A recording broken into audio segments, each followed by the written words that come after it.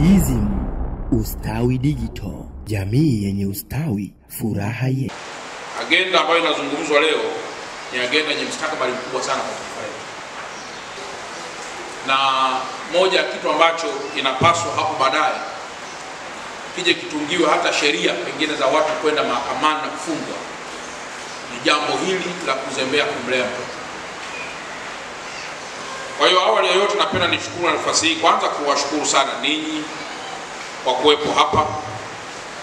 Lakini sote kwa pamoja kumshukuru sana Mwenyezi Mungu aliyetusababishia wote tukawepo hapa katika kikao hiki muhimu sana ambacho tunafanya tathmini ya utekelezaji wa programu jumuishi ya malezi, makuzi na maendeleo ya awali ya mtoto ya National Multisectorial Child Development Program katika kipindi hiki cha Oktoba na Disemba 2024. Jamii yenye ustawi, furaha ye. Lakini zaidi pia tuwe shukrani zangu za dhati kwa Mheshimiwa Rais wa Jamhuri ya Muungano wa Tanzania kwa juhudi kubwa sana pia za kuhakikisha kwamba anawekeza kwa mtoto ili aweze kupata makuzi bora, malezi bora, lakini na maendeleo yake kwa ujumla.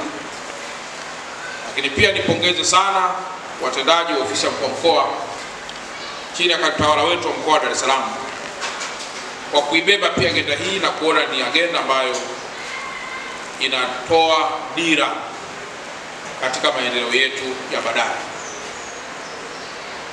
Aidha, niendelee pia kuwashukuru sana ofisi ya Rais TAMISEMI na wao pia kwa kuwa mdau mkubwa wa programu hii ambayo leo tunaifanyia tathmini. Niwapongeze pia wadau wote wa PJT MAM. Mnazungumzia makuzi, lakini ukienda kabla ya malezi unazungumzia mtoto kuwa kwenye tumbo la mama yake. Una go back miezi 9. Lakini kabla miezi 9 unazungumzia mtoto kabla hajawa kwenye tumbo la mama yake. Na ndio maana kwenye sekta afya huwa wanaweza kumpa mama dawa, wanasema wanaandaa mji wa mimba au kitu gani, kwa maana usije ukazaa mtoto labda na kichwa kikubwa au kitu gani, mama anaandaliwa. Maana tuseme unaandaa makazi ya mtoto kwenye tumbo la mama yake. Ili kiwe nini? Ili mwishoni uje upate product nzuri. Si kama tunaona mpaka sasa mtoto yuko kwenye tumbo la mama yake, nani ana monitor? Au kuna watu wanao monitor wataalamu. Anakuja anazaliwa, tunakuja kwenye newborn, tunakuja kwenye infant, tunakuja kwenye hizo zote stages. Ana monitor nani? Ndio hizi mnakuta programs zinakuja zinaingia zinasema jamani, hebu tumonte makuzi, tumonte malezi, tufanye monitoring sio vitu gani. Vyote kwa pamoja zinakuja kwa ni program za hiki kitu ambacho sasa tunaanza kukiona kimezaliwa. Lakini ukirudi nyuma, Mheshimiwa Rais unakuta amewekeza kwenye sekta afya kuhakikisha kwamba mama anajifungua bure. Mtoto anazaliwa katika mazingira sahihi. Lengo ni nini? Ni baada ya kuona mzazi anapokwenda kujifungua wakati fulani anaweza asiwe na uchumi mkubwa, mtoto akafariki, yeye akafariki, taifa likapata msiba wa watoto wengi na hivyo kutokukua katika population yake. Jamii yenye ustawi, furaha ye. Kwa hiyo tunapozungumzia masuala ya malezi na kila kitu, maana yake ni nini? Tunapozungumzia masuala ya malezi na kila kitu tunamaanisha umuhimu wa kujitambua kwa jamii. Si kama mnaelewa mpaka. Tusiporuhusu jamii jitambue, tunachokifanya hapa ni kazi bure. Kwa sababu haitaelewa. Lakini leo unakuta mtoto hayupo ndani ya siku 2. Unamuuliza mzazi, huyu binti yuko wapi? Binti yako sasa sijui, atakuwa labda kwa rafiki yake. Mara nyingi anakuwa kwa rafiki yake. So simple. Haumi. Unajua kwa nini haumi? Kwa sababu haja invest. Yaani mimi nimejiingilia tu. Umezaa tu bure. Maziwa yanajitokea bure. Mtoto analia bure. Yaani bure tu. Kakianza kutembea ndio unasema kaacha. Ndio maana mnakuta Mheshimiwa Rais anakuwa na exposure nzuri kubwa.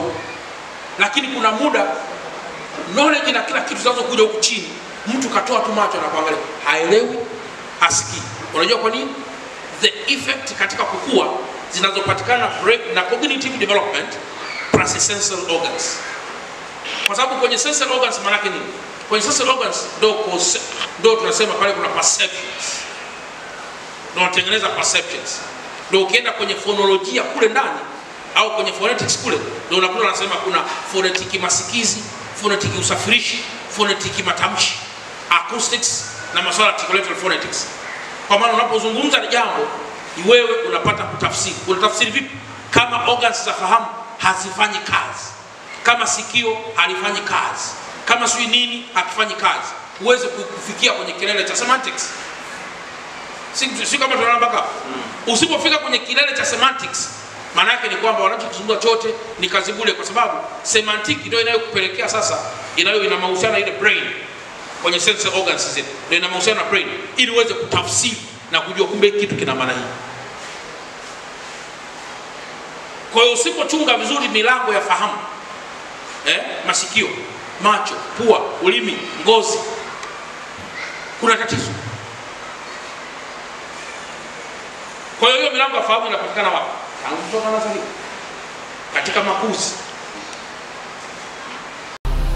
DSM Ustawi Digital, jamii yenye ustawi, furaha yetu.